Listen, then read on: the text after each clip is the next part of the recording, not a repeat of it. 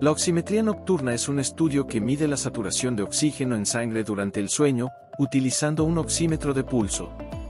Analiza los cambios en la luz absorbida por los glóbulos rojos para evaluar la oxigenación nocturna y detectar posibles trastornos respiratorios que afectan el descanso y la salud.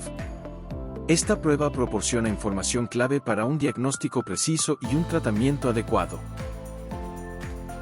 Con más de 30 años de experiencia en trastornos respiratorios y una sólida formación académica, la doctora Sonia Rodríguez brinda conocimiento confiable para el bienestar pulmonar. ¿Tienes dudas sobre tu salud respiratoria? Agenda tu cita hoy llamando al teléfono 378-781-3141 o visítanos en Avenida Colosio 1056, en Tepatitlán, Jalisco.